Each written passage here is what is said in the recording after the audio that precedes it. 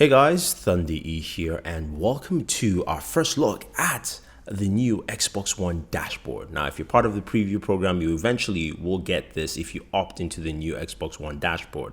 But the first thing you notice is that everything takes the whole screen. So the first thing is that each tab you have on the top is on the whole screen, and to sign in, you basically just tab left. And that gives you your sign-in option as well as what I would call your quick access. And that's quick access to your friends, your chats, your settings, a few other things, as well as also Snap feature. Now, the home section of your Xbox dashboard is just one full screen. You can't peer in to see anything left or right. It really takes up the whole real estate. Next one, of course, is community. You have one guide. Yeah, you also have store, and then games, apps, movies, and TV, and then music. So you can see everything is in one section, and you can see how they all kind of have this very big featured preview window on the very top. Now you can easily go through each by just having right or left bumper.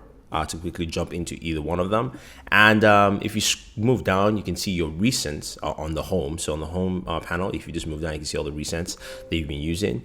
You go ahead and, of course, hit the menu button and manage them whichever way. And then you see all your stuff. And My Games is pinned on all your stuff right there on your home screen. Now, if you tab left, or just moving left on your joystick or D-pad, that takes you to your quick access for your friends, your party chat, which has been improved, messages, notifications, as well as settings, where you have quick options to turn off or restart console, and then of course your Snap Center. So that's now built in there, right there on the left-hand side.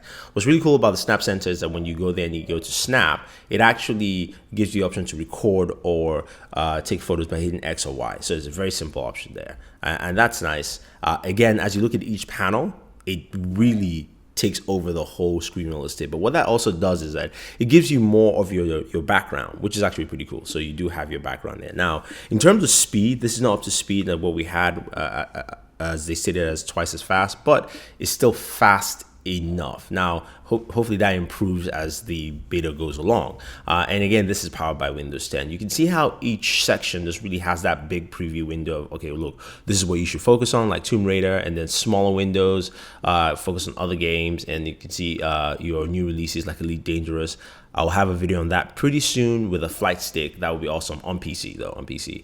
As we move on to apps, you can see, again, some featured applications. Again, highlighting things for you much easier, so it's easier to find. What I notice is that looking at each tab, you do have, it's just easier to locate things and say, oh, okay, that's Avengers, that's the fall TV get, or, that's Pixel, that terrible movie, and blah, blah, blah. All those things you can actually focus and see them quite clearly. So that is nice, and I like the way it looks. I just want to see the speed improvements. Again, I just joined the beta, so it's new and it's not something that overnight, but they did promise that this would give you twice the speeds there. Now, Cortana is not officially set up yet, but you can actually go ahead and use Cortana, which is actually pretty cool in there.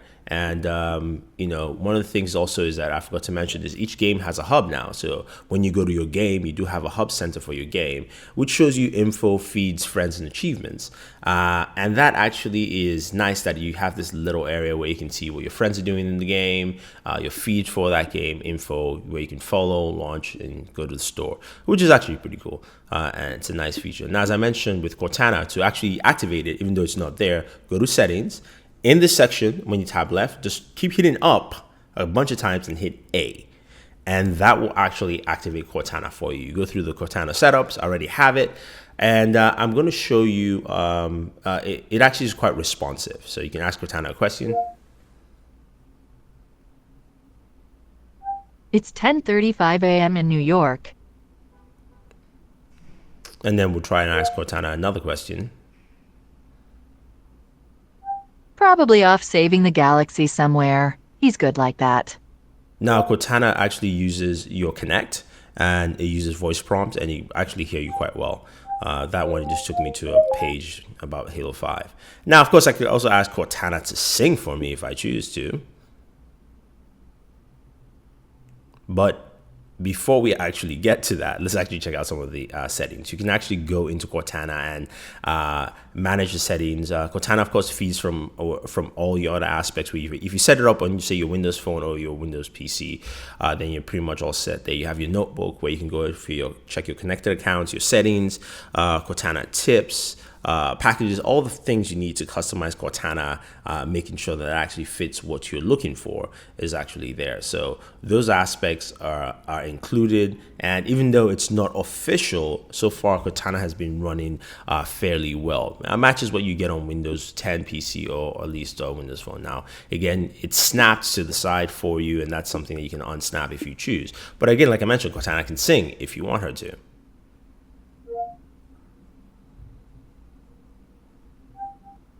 Here's one I know.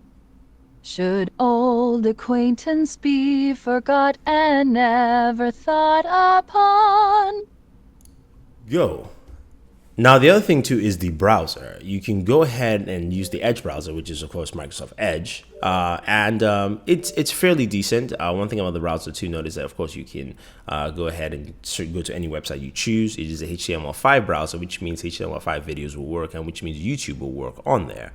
And that's at least a nice note. But that's something again you can use. It's simple settings for the browser. You've got cookies which you can save and explore, and also navigating the browser is actually fairly easy in terms of just use. Just know that your menu button on your controller takes you to the settings, and of course, browsing, of course, your favorite website, Board at Work. You can go in, check out, say, the Moto X Pure Edition review, and watch that YouTube video. And that video, of course, is HTML5 because this browser supports HTML5. So it's very simple, very easy, and I want to see more improvements on there as they move forward. Overall, the experience with the new dashboard has been pretty nice. I have to say that I look forward to see what the improvements are, especially in speed. I do like kind of like a panel look, gives you more focus to what you're looking for. So if you guys have any questions, any comments, let us know. Otherwise, don't forget to like and share this video, favorite this video, do subscribe to the channel, and always enjoy your entertainment.